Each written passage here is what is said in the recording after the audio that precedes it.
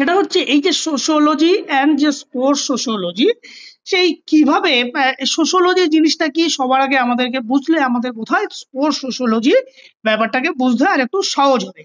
এখন সোশ্যোলজি কি? সোশ্যোলজি হচ্ছে কিভাবে এই যে আমরা যে সমাজে বাস করছি, সেই সমাজের মধ্যে কিভাবে একটা আমরা একে পরস্পরের সাথে যে সম্পর্ক গড়ে ওঠে, এবং সেই সম্পর্কটা শুধুমাত্র যে সমাজের মধ্যে গড়ে উঠবে না, খেলার মধ্যেও আমরা বিভিন্ন সময় পারস্পরিক পরস্পরের সাথে যে একটা সম্পর্ক গড়ে ওঠে। এবং এই বিষয়টা আমরা যে ফিজিক্যাল এডুকেশনে পড়ছি সেটা আমাদের জন্য কেন এতটা গুরুত্বপূর্ণ হতে যাচ্ছে, তো আজকের সেই বিষয় নিয়েই আমরা আজকের এই ক্লাসে মূলত কিছুটা বলার আমরা চেষ্টা করব, এবং কিছুটা গল্পের মতো করে সেটাকে আমরা বোঝার চেষ্টা করব। প্রথমেই এই যে সোশ্যোলজি, এই সোশ্যোলজি হলো আমাদের যে সমাজ, আমরা যে মানুষ যে সমাজ বা সামাজিক যে সম্পর্ক বা সামাজিক যে প্রতিষ্ঠান এবং আমাদের যে সংস্কৃতি ও আমাদের যে বিভিন্ন রকম আচার আচরণ আছে, সেই আচার আচরণ নিয়ে একটা বৈজ্ঞানিক যে অধ্যয়ন বা আচার আচরণ নিয়ে যে আলোচনা, সে তাকেই আমরা মূলত সমাজ বিজ্ঞান বা সমাজ তত্ত্ব বা সমাজবিদ্যা যাই বলি না কেন। এখন এই সোশ্যোলজির মাধ্যমে কি হয়, আমরা মানুষ একে অপরের সাথে কিভাবে বিহেভ করব, একে অপরের সাথে কিভাবে সমাজে বাস করব, কিভাবে পারস্পরিক সম্পর্ক গড়ে তুলব, এবং কিভাবে সামাজিক নিয়ম কানুন ইত্যাদি এবং আমাদের যে নৈতিক মূল্যবোধ সেগুলো আমরা কিভাবে গড়ে তুলব, ইত্যাদি বিষয়গুলো কিন্তু এই সোশ্যোলজির মাধ্যমে আমরা জানবো।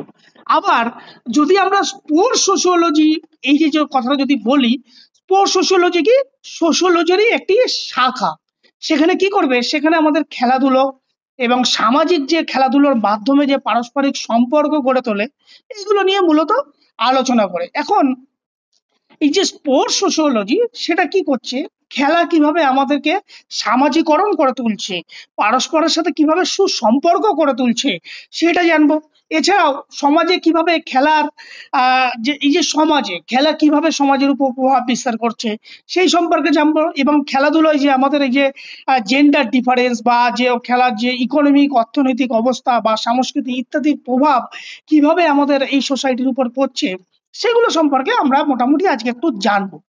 যদি আমরা সিম্পল এখানে আরেকটা কথা বলে আমি শুরু করি, যে ধরো উদাহরণ, যে আমরা যে অলিম্পিক গেম হয়, এই অলিম্পিক কি শুধুমাত্র একটা কম্পিটিশন এক দেশের সাথে অন্য দেশের? না, অলিম্পিকের মাধ্যমে কি করছে, আমাদের একটা আন্তর্জাতিক পারস্পরিক একটা সম্পর্ক, পারস্পরিক একটা ঐক্য, পারস্পরিক একটা সংস্কৃতি কি হচ্ছে, এক দেশের সাথে অন্য দেশের বিনিময় হচ্ছে, এবং সেখানে কি হচ্ছে, একটা আন্তর্জাতিক সংস্কৃতি বা ঐক্য হ্যাঁ তৈরি হচ্ছে।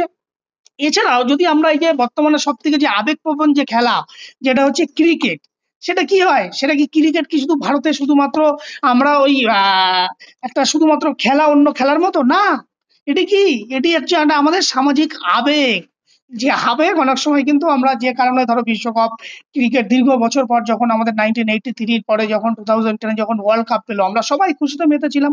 তাহলে এই যে যে সোশ্যোলজি বা এই যে স্পোর্টস সোশ্যোলজি, তাহলে আমাদের কি বোঝাচ্ছে যে কিভাবে এই খেলাধুলার মাধ্যমে আরো সুন্দর, খেলাধুলার মাধ্যমে আমাদের যে মনুষ্য সমাজ, সেই সমাজকে কিভাবে আমরা আরো সুন্দর করে তুলতে পারি। তাই আমরা বলি যে সোশ্যোলজি বা এই যে স্পোর্টস বা খেলাধুলা শুধুমাত্র কোনো একটা জেনারেল ফিটনেস বা শুধুমাত্র একটা কম্পিটিটিভ নেচার নয়, এটা কিন্তু তার একটা সামাজিক মূল্য আছে, এবং এই সামাজিক মূল্যবোধ গঠনে কিন্তু একটা এই সোশ্যোলজি পার্ট বা এই স্পোর্টস সোশ্যোলজি কিন্তু একটা গুরুত্বপূর্ণ ভূমিকা গ্রহণ করে। এখন এইখানে যদি এবার আমরা যে কথাগুলো লিখেছি সেগুলো যদি আমরা একটুখানি দেখি যে সোশ্যোলজি ব্যাপারটা কি। দেখো, সোশ্যোলজিকে আমরা সমাজবিদ্যা, সমাজবিজ্ঞান, সমাজতত্ত্ব ইত্যাদি যাই বলি না কেন, যে কোনো নামেই কিন্তু পরিচিত। এখন কি বলেছে, সমাজবিজ্ঞান হলো একটা বৈজ্ঞানিক ও পদ্ধতিগত অধ্যয়ন, যেখানে কত সায়েন্টিফিক এর উপর ভিত্তি করে সেটাকে আলোচনা করা হবে। যা কি করছে, যা মানব সমাজ, এই যে আমরা যে মনুষ্য সমাজ, আমাদের যে সামাজিক সম্পর্ক, পরস্পরের সাথে পরস্পরের যে সম্পর্ক, সামাজিক প্রতিষ্ঠান, আমাদের যে আচার আচরণ এবং সামাজিক গোষ্ঠীর যে কার্যক্রম ইত্যাদি বিশ্লেষণ করবে। এবং এটির ফলে কি হবে, কিভাবে আমরা সামাজিক গঠন, সাংস্কৃতিক নিয়ম, মূল্যবোধ, নৈতিকতা আমাদের মধ্যে গড়ে ওঠে, সেগুলো নিয়ে কিন্তু সমাজবিদ্যা মূলত আলোচনা করে।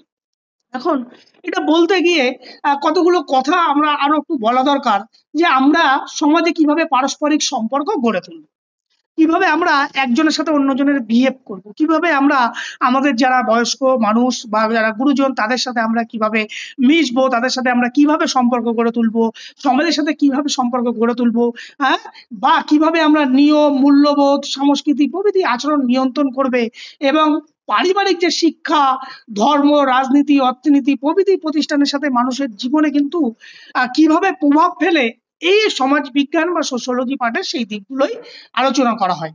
এখন এখানে সমাজবিজ্ঞানের বিভিন্ন সমাজবিদরা তারা কি করেছিল, এখানে সমাজবিদ্যার বিভিন্ন রকম ডেফিনিশন তারা দিয়েছিল। আমরা যদি দেখি, সমাজবিজ্ঞান কি সামাজিক শৃঙ্খলা এবং অগ্রগতির বিজ্ঞান। অগ্রগতি মানে এই যে পারস্পরিক সুসম্পর্ক বজায় রাখা, সেই যে সম্পর্ক এবং পারস্পরিক যে সামাজিক নিয়ম, যে নৈতিকতা মেনে যে আমাকে সমাজবদ্ধ জীব হিসাবে চলা, তারই আলোচনা করে কিন্তু এই সমাজবিদ্যা। এখন এর কিছু নেচার এবং প্রকৃতি আছে, সেগুলো কি কি? যে সমাজবিদ্যা সাধারণত কেমন ধরনের হয়? সমাজবিজ্ঞানকে কি একটা আমরা আলাদা বিজ্ঞান বলতে পারি? না, সমাজবিজ্ঞান কি, সমাজবিজ্ঞানে কিন্তু বিজ্ঞানের জাস্ট একটা পার্ট, যেখানে হচ্ছে সামাজিক বিজ্ঞান, যেটা কি করে আমাদের মানুষ ও সমাজ, যার আচার আচরণ সম্পর্ক নিয়ে মূলত আলোচনা করে। এবং সমাজবিজ্ঞান কি করছে, একটা পদ্ধতিগত বৈজ্ঞানিক পদ্ধতির মাধ্যমে কিন্তু এই মানুষের আচার আচরণ গুলোকে বিশ্লেষণ করে। এটা কি করছে, এটা পর্যবেক্ষণ ও অভিজ্ঞতা ভিত্তিক। ইয়েস, সমাজবিজ্ঞানে যে আমি যে পারস্পরের সাথে আলোচনা করছি, আমি কি কাউকে দেখে অবজার্ভ করছি যে ওর মধ্যে সোশ্যাল কোয়ালিটি গুলো আছে কিনা, সোশ্যাল ভ্যালু গুলো আছে কিনা, সে পারস্পরিক মূল্যবোধ বা নৈতিকতা তার মধ্যে আছে কিনা, এটা কি হচ্ছে আমরা পর্যবেক্ষণের মাধ্যমে দেখতে পাচ্ছি। অনেক সময় সেটা নিয়ে কি হয়, সোশ্যোলজিতে সেটা নিয়ে আমরা অনেক প্রকার গবেষণা করি, যে এই ধরনের খেলোয়াড়দের তাদের সামাজিক মূল্য কতটা, বা সমাজ সম্পর্কে তারা কতটা সচেতন। আর কি করে, সমাজবিজ্ঞান একটি তাত্ত্বিক ও প্রয়োগ বিজ্ঞান। কেন? কারণ বিভিন্ন প্রকার সামাজিক তথ্য এবং সামাজিক পরিকল্পনা নীতি তৈরি করতে কিন্তু সাহায্য করে। এবং সমাজবিজ্ঞান কি করছে, পারিবারিক যে ধর্ম, শিক্ষা, রাজনীতি, অর্থনীতি প্রভৃতি নিয়ে কিন্তু এই সমাজবিজ্ঞানের মধ্যে আলোচনা করা হয়। সেটাই হচ্ছে মূলত সমাজবিজ্ঞানের প্রকৃতি। এখন এই সমাজবিজ্ঞানের সুযোগ সুবিধা কোথায় আছে, কোথায় এর ক্ষেত্রগুলো কোথায়? দেখো, সমাজবিজ্ঞান আমরা মূলত ওই যে সামাজিক যে বার্তা, যে আমাদের যে সোশ্যাল ভ্যালু যেগুলো হয়, সেগুলো কিন্তু সবার প্রথম আমাদের ফ্যামিলি, আমাদের পরিবার থেকে কিন্তু সবার প্রথমে হয়। এর বাইরে কি হয়, এর বাইরে সোশ্যাল ইনস্টিটিউশন থেকে হতে পারে, যেমন সামাজিক কোনো প্রতিষ্ঠান থেকে কিন্তু আমরা এই সোশ্যাল ভ্যালুগুলো সম্পর্কে জানতে পারি। সোশ্যাল প্রসেস, যেখানে সামাজিক প্রক্রিয়া, হ্যাঁ, যেখানে পরস্পরের সাথে সহযোগিতা, সংঘর্ষ, আপোষ, হ্যাঁ, মানিয়ে নেওয়া যে কোনো পরিস্থিতিতে, সেখান থেকে হতে পারে। সোশ্যাল চেঞ্জের সামাজিক পরিবর্তন হতে পারে। হ্যাঁ, বিভিন্ন রকম যে আমাদের এই যে পারস্পরিক, কেউ ধরো সামাজিক আচরণ যদি তার ঠিক না হয়, তারা কি করি আমরা অনেক সময়, তাকে আমরা মেডিটেশন করি, বা তাকে আমরা বোঝাই, বা সোশ্যাল ভ্যালু বা সোশ্যাল রেসপেক্ট বা নৈতিকতা সম্পর্কে বলি। আর হতে পারে, আর কি হতে পারে, বিভিন্ন প্রকার সামাজিক সমস্যা, যেমন ধরো অপরাধমূলক কাজ, হ্যাঁ, বেকারত্ব, শিশু শ্রম, লিঙ্গ বৈষম্য ইত্যাদি। এছাড়া বিভিন্ন রকম সোশ্যাল প্রবলেম, যেটা হচ্ছে ধরো অর্থনৈতিক, বা তার সাইকোলজিক্যাল প্রবলেম, বা তার ইতিহাস ইত্যাদি, বা জেন্ডার ইনইকুয়ালিটি, আমরা যদিও জেন্ডার নিয়ে অনেকগুলো কথা বলবো। এই বিষয়গুলো কি করছে, এই সমস্ত বিষয়গুলো হচ্ছে যে আমাদের যে সামাজিক যে পারস্পরিক সম্পর্ক, সেই জায়গাগুলো কিন্তু এই বিভিন্ন দিক থেকে কিন্তু আমরা এই শিক্ষাগুলো নিতে পারি। এখন এই যে শিক্ষাগুলো, যে পারস্পরের সাথে মেলবন্ধন, পারস্পরের সাথে সুসম্পর্ক, নৈতিকতা বজায় রাখবো,